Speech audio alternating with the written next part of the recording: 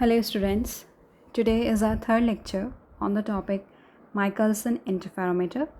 First lecture में हमने बात की थी माइकलसन इंटरफेरोमीटर के प्रिंसिपल, कंस्ट्रक्शन और उसकी वर्किंग के बारे में। सेकेंड लेक्चर में हमने बात की कि कैसे फ्रिंजेस बनती हैं, सेटअप लगाते हैं जो हम माइकलसन इंटरफेरोमीटर का, और कैसे उनका शेप वेरी करता है अगर हम जो सेटअप में यूज़ हो रहे हैं दो मिरर्स M1 एंड M2 उनका रिलेटिव ओरिएंटेशन चेंज करते हैं। तो आज हम बात करेंगे कि माइकलसन इंटरफेरोमीटर की एप्लीकेशंस क्या क्या हैं। As such there are number of applications of Michelson interferometer, लेकिन हम फोकस करेंगे मेन एप्लीकेशंस पे। पहले हम बात करेंगे कि कैसे इस सेटअप को हम यूज़ कर सकते हैं for finding the wavelength of a monochromatic source. Then कैसे हम इस सेटअप की हेल्प से किसी थिन ट्रांसपेरेंट शीट का थिकनेस या उसका रिफ्रैक्टिव इंडेक्स फाइंड आउट कर सकते हैं। और फिर हम बात करेंगे कि कैसे हम स्पेक्ट्रल लाइंस की रेजोल्यूशन डिटर्मिन कर सकते हैं with the help of Michelson interferometer. Resolution का क्या मतलब है? हम सभी जानते हैं कि कोई भी सोर्स मोनोक्रोमैटिक नहीं होता है, परफेक्टली मोनोक्रोमैटिक कोई भी सोर्स नहीं है। और अगर कोई ऐसा सोर्स है जिसमें दो वेवलेंथ्स हैं λ1 and λ2 which are very close to each other, जैसे कि सोडियम लैम्प है, उसमें λ1 जो है 5890 है और λ2 जो है 5896 एंगस्ट्रॉम्स है, और दोनों का डिफरेंस जो है that is 6 angstroms which is very fine difference. और इस इतने फाइन डिफरेंस को हम बहुत ईजीली मेजर कर सकते हैं with the help of Michelson interferometer. So now will talk about कि कैसे वेवलेंथ मेजर कर सकते हैं हम किसी मोनोक्रोमैटिक लाइट का। सबसे पहले हम उस सोर्स को जिसकी हमने वेवलेंथ निकालनी है उसको सोर्स की पोजीशन पे रखेंगे, और बाकी सेटअप हमारा वही है। दो मिरर्स हैं M1 M2 which are perpendicular to each other, और ग्लास प्लेट है हमारी एक जो कि 45 डिग्री एंगल पे पड़ी है with respect to the horizontal. Accordingly हमारे पास क्या बनेंगी? Circular fringes. और सर्कुलर फ्रिंजेस फिर उसके बाद हम क्या करेंगे, जो फ्रिंजेस बनी हैं उनमें से किसी एक फ्रिंज पे जो है क्रॉस वायर फोकस कर देंगे टेलीस्कोप का। उसके बाद जो है mirror M1 is moved. Mirror M1 क्योंकि मूवेबल है, हम बात कर चुके हैं पिछले लेक्चर्स में, तो मिरर M1 मूव करेगा तो क्या होगा? Fringes will move. फ्रिंजेस क्यों मूव करेंगे? क्योंकि हमने मिरर M1 को मूव करवाया है, तो उसके वजह से क्या होगा? पाथ जो है वो चेंज हो गया है। जो बीम्स M1 की तरफ से आ रही हैं, ये M1 की तरफ से जो बीम्स आ रही हैं उनका पाथ चेंज हो गया है, तो इस वजह से क्या होगा? ओवरऑल जो बीम्स जा रही हैं टेलीस्कोप की तरफ, M2 की तरफ से तो जो आ रही हैं उनका तो पाथ फिक्स है, लेकिन M1 की तरफ से जो आएंगी उनका पाथ वेरी हो गया है। इस वजह से पाथ डिफरेंस नया क्रिएट हो गया है एज सच। तो क्या होगा? फ्रिंज पैटर्न्स जो हैं they are going to shift. कैसे? Just a visual representation. हमारे पास ये M1 M2 है और ग्लास प्लेट हमारी 45 डिग्री पे पड़ी है। मैंने सोर्स वाला रीजन नहीं दिखाया, सोर्स इस तरफ से कैसे रेज ट्रेवल करती हैं, वी आर वेल अवेयर, हमने पिछले लेक्चर्स में किया है। जस्ट जहाँ पे चेंज आएगा, वेरिएशन आएगा, मैं सिर्फ वही रीजन शो कर रही हूँ। अब क्या होगा? This is the path of the rays. ऐसे मिरर M1 की तरफ जाएंगे, मिरर M2 की तरफ भी जाएंगी रेज और वापस आएंगी। ये फिक्स है इतना रीजन, तो पाथ डिफरेंस नहीं क्रिएट होगा। अब इस तरफ क्या हो रहा है कि रेज इस तरफ जा रही हैं, एक बार इस तरफ जाती हैं, एक बार वापस आती हैं। तो अब हमने क्या किया था? मिरर M1 को हमने क्या किया? मूव करवा दिया। मूव करवाने से अब क्या हुआ? अब ये नया पाथ है रेज का, बीम्स का, नया पाथ बीम्स का, ये आगे फिर जो है that is going to interfere, और इस वजह से पाथ डिफरेंस जो है that is created, path difference is created. Accordingly क्या होगा? फिर हमारे पास फ्रिंज पैटर्न जो है that is going to shift.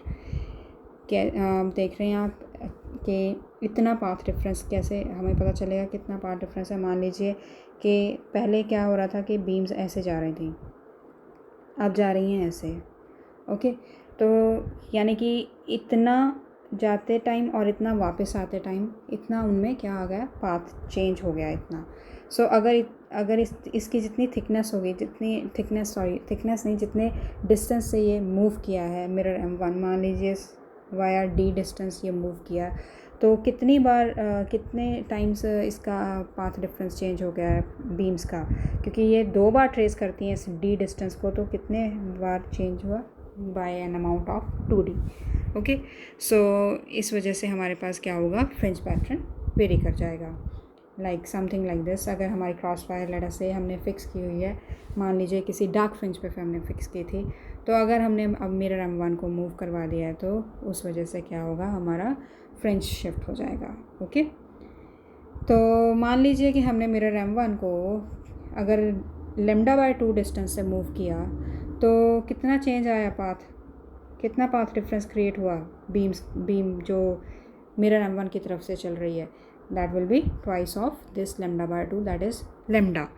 और हम सब जानते हैं कि अगर हम λ का डिफरेंस आता है हमारा पाथ में, क्योंकि हम सभी जानते हैं कि इंटीग्रल स्टेप्स में इंटरफेरेंस फ्रिंजेस बनती हैं, तो लैम्डा का मतलब यही हुआ कि अगर पहले कोई ब्राइट फ्रिंज बनी हुई थी तो उसकी जगह अब नेक्स्ट ब्राइट फ्रिंज आ जाएगी, या पहले अगर डार्क फ्रिंज बनी हुई थी तो उसकी जगह अब नेक्स्ट डार्क फ्रिंज आ जाएगी। ओके, सो अगर इस तरह हम कहते हैं कि एक फ्रिंज के लिए हमने कितना मूव करवाया मिरर M1 को, बाय अ डिस्टेंस ऑफ λ/2। अब मान लीजिए P नंबर ऑफ़ फ्रिंजेस जो हैं they are shifting, P number of particular brightness fringes, मान लीजिए ब्राइट फ्रिंजेस हैं वो शिफ्ट हुई हैं, तो मिरर M1 का कितना डिस्टेंस हुआ, that is going to move by P times λ/2, क्योंकि सिंगल के लिए λ/2 है तो P नंबर ऑफ़ फ्रिंजेस के लिए λ/2 मूव करेगा। और मिरर M1 की पोजीशन, इनिशियल पोजीशन ये वाली, जब हमने ये वाली जो पहली पोजीशन है वो हमें इजीली पता चल सकती है, जो माइक्रोमीटर स्क्रूज लगे होते हैं मिरर्स पे। मान लीजिए ये पोजीशन x1 है और जब P नंबर ऑफ़ फ्रिंजेस हमने मूव करवा दी हैं तो x2 है। सो ये कितना डिस्टेंस मूव कर गया फिर mirror, that has moved by a distance of x2 minus x1। और क्योंकि P number of fringes shift की हैं, अकॉर्डिंगली इतने डिस्टेंस से ही शिफ्ट, ऑब्वियसली इतना डिस्टेंस मूव किया है तो उस वजह से इतना चेंज आया है, तो they are going to be the same, ये दोनों डिस्टेंस क्या होंगे, बराबर होंगे। तो यहाँ से हम लैम्डा ईजिली निकाल सकते हैं, क्योंकि हमें ये फैक्टर पता है x2 माइनस x1, P हम काउंट कर सकते हैं जब हम देख रहे हैं टेलीस्कोप से। So we can easily know the wavelength of the monochromatic source. Next is to determine the refractive index और thickness of a thin transparent sheet. हम सभी जानते हैं कि अगर हम किसी बीम के पाथ में ट्रांसपेरेंट शीट रख देंगे जिसका थिकनेस T है और रिफ्रैक्टिव इंडेक्स म्यू है, तो उसमें एक ऑप्टिकल पाथ डिफरेंस क्रिएट होता है μ-1 times T with single trace. Single trace का मतलब यानी कि अगर उस शीट को आप एक बार क्रॉस करते हो सिर्फ, तो इतना पाथ डिफरेंस क्रिएट हो जाएगा बीम में। ओके, और जितनी बार ट्रेस करेंगे तो उतनी times this path difference is the effective path difference created in the path of the beams। अब इस केस में जब थिन ट्रांसपेरेंट शीट लिया तो white light fringes are first obtained, वही है सोर्स हमारा वाइट लाइट होगा बस यहाँ पे। तो सर्कुलर फ्रिंजेस बन जाती हैं mirror M1 M2, they are perfectly perpendicular to each other. अब क्या करते हैं कि एक thin transparent sheet is introduce in the path of one of the interfering beams. तो अगर हम देखते हैं कि क्योंकि आगे हमारे पास क्या लगे हैं, किसी भी एंड पे हमारे पास मिरर्स लगे हैं। सो एक बार मिरर की तरफ जाती है बीम और एक बार उससे वापस आती है, तो उस वजह से क्या होगा, एडिशनल पाथ डिफरेंस कितना क्रिएट हो गया है, 2 times μ-1 times T, because we know single trace पे μ-1 है और क्योंकि 2 बार ट्रेस कर रहा है तो 2 टाइम्स μ-1 इंटू T। इसको भी हम ऐसे कुछ विजुलाइज कर सकते हैं। मान लीजिए हमारे पास ये मिरर M1 M2 हैं, they are perpendicular to each other, और हमने सेटअप ऐसा लगाया है कि हमारे पास वाइट सोर्स के साथ जो है फ्रिंजेस बन रही हैं। अब हमारे पास वही चीज़ है, पाथ दिखाया मैंने रेस का कि कैसे हैं, यहाँ पे एक मिस हो गया, सॉरी फॉर दैट, यहाँ से जो बीम इस तरफ जाएगी वो वाला मिस हो गया एंगल। तो अब क्या होगा, वाइट लाइट फ्रिंजेस लेटर से हमारे पास बनी हुई हैं, सेंटर में हमारे पास वाइट फ्रिंज बनता है और उसके बाद हमारे पास कलर्ड फ्रिंजेस बनती हैं। ऐसा नहीं रहता है प्रॉपर, ये तो जस्ट एक विजुअल रिप्रेजेंटेशन है कि कैसे हम कैसे हम इस सेटअप में जान सकते हैं कि रिफ्रैक्टिव इंडेक्स कैसे निकालना है। तो मान लीजिए अब आपके पास वाइट लाइट फ्रिंज पैटर्न बन गया है। ओके, सर्कुलर फ्रिंजेस हैं और सेंटर में आपके पास वाइट फ्रिंज है। अब क्या होगा कि हम एक थिन शीट इंट्रोड्यूस कर देंगे और इस वजह से क्या होगा, पाथ चेंज हो जाएगा। और इस वजह से क्या होगा, जैसे कि हम पहले कर चुके हैं कि fringes are going to shift, fringes shift कर गई हैं। अब हम क्या करेंगे, मिरर M1 को, क्योंकि M2 तो फिक्स्ड है, मिरर M1 को हम क्या करेंगे, मूव करवाएंगे। इतना मूव करवाएंगे कि जो वाइट फ्रिंज जहाँ पे थी पहले, क्रॉस वायर जहाँ हमारा फिक्स है, फोकस्ड है, वहाँ पे दोबारा वाइट फ्रिंज जो है वापस आ जाए। तो इतने डिस्टेंस से हम मूव करवाएंगे मिरर M1 को। तो हम सभी जानते हैं अब तक कि अगर ये डिस्टेंस D मूव किया है तो बीम्स का डिस्टेंस कितना चेंज करेगा, 2D। और इस शीट की वजह से कितना इंट्रोड्यूस हुआ था, 2 times mu minus 1 into T, क्योंकि रेज़ एक बार इस तरफ ट्रेस करती हैं, फिर मिरर की तरफ जाती हैं, फिर वापस आती हैं, तो इसको फिर ट्रेस करती हैं, फिर इस तरफ जाती हैं, फिर वापस यहाँ टेलीस्कोप की तरफ जाती हैं। तो 2 बार ट्रेस कर रही हैं, तो 2 times mu minus 1 into t. और इसको हमने विद किसके साथ बैलेंस कर लिया है, with the movement of mirror M1, यानी कि ये दोनों डिस्टेंस अब क्या होंगे, बराबर होंगे। सो अकॉर्डिंगली ये मैंने आपको बता दिया है अभी। और अकॉर्डिंगली अब हमारे पास क्या होगा, 2D is equal to 2 times and mu minus 1 into t. और D वही जो हमने पिछले वाले में किया कि D हम माइक्रोमीटर स्क्रू रीडिंग से पता कर सकते हैं, इनिशियल पोजीशन और फाइनल पोजीशन, उन दोनों का डिफरेंस जो होगा दैट विल बी D। और इनमें से एक पैरामीटर गिवन होगा, रिफ्रैक्टिव इंडेक्स, या तो गिवन होगा तो थिकनेस पता कर पाएंगे, अगर थिकनेस गिवन है तो रिफ्रैक्टिव इंडेक्स पता कर पाएंगे हम by using this method. Okay, next is determination of resolution of spectral lines. तो स्पेक्ट्रल लाइंस के रेजोल्यूशन फाइंड आउट करने के लिए मान लीजिए एक सोर्स है जिसमें कि 2 क्लोजली लाइंग वेवलेंथ्स हैं, λ1 एंड λ2, सो दैट के जो इनका डिफरेंस है वो बहुत फाइन है, जैसे कि हम सोडियम सोर्स की बात करते हैं। ओके, और इस जो डिफरेंस है that can be easily determine with the help of Michelson interferometer. अब होगा क्या, हम सभी जानते हैं, जैसे कोई भी हम कंडीशन लगाते हैं पाथ डिफरेंस के लिए, कोई लड़ा से ब्राइट फ्रिंज के लिए अगर हम लगा रहे हैं condition, delta is equal to integral multiple of lambda, यानी कि it is dependent upon the wavelength. So यानी कि हर वेवलेंथ का अपना एक फ्रिंज पैटर्न होता है। सो इसमें हमारे पास 2 वेवलेंथ्स हैं, λ1 एंड λ2, तो दोनों ही अपने सेपरेट फ्रिंज पैटर्न्स को जनरेट करेंगी, और जो हमें टेलीस्कोप में दिखाई देगा वो क्या होगा, इन दोनों का सुपरपोजिशन होगा, इन दोनों फ्रिंज पैटर्न्स का सुपरपोजिशन होगा। अब फ्रिंज विजिबिलिटी कब मैक्सिमम होगी, ये ऑब्वियसली जब ब्राइट फ्रिंज λ1 का भी ब्राइट फ्रिंज जो बन रहा है और λ2 का भी ब्राइट फ्रिंज जो बन रहा है, they fall on each other, they overlap with each other, उस टाइम हमारे पास फ्रिंज विजिबिलिटी क्या होगी, मैक्सिमम होगी। और मिनिमम कब होगी, जब एक का मैक्सिमा होगा, दूसरे का क्या होगा, मिनिमा होगा, और वाइस वर्सा। ठीक है, यानी कि किसी एक टाइम पे एक वेवलेंथ का डार्क, लेट से λ1 का डार्क है और λ2 का ब्राइट है, तो हमारे पास विजिबिलिटी कम आएगी, और जब λ1 का डार्क है और λ2 का ब्राइट है तब भी विजिबिलिटी क्या होगी, कम होगी। ओके, तो अब हम कंडीशंस बहुत अच्छे से जानते हैं कि क्या होती हैं हमारे माइकलसन सेटअप में conditions for bright and dark fringes. तो अब क्या करेंगे हम कि मिरर M1 को इस तरह मूव करवाएंगे कि जो ब्राइट फ्रिंज है λ1 की, वो एग्जैक्टली ब्राइट फ्रिंज ऑफ λ2 पर फॉल कर जाए। ठीक है, यानी कि मैक्सिमम विजिबिलिटी आए। तो मान लीजिए D डिस्टेंस से मूव किया है मिरर M1, और कंडीशंस अगर हम मैक्सिमम मिनिमा की लगाएंगे तो 2D, वही जो डिस्टेंस से वेरिएशन आई पाथ में बीम्स के, 2D is equal to N1 plus half λ1। This is the condition for bright fringe in Michelson setup. So N1 क्या है, order of bright fringe for λ1, and similarly N2 क्या है, order of bright fringe for wavelength λ2, और ये वो position है जहाँ पे ये दोनों ओवरलैप कर रहे हैं, राइट।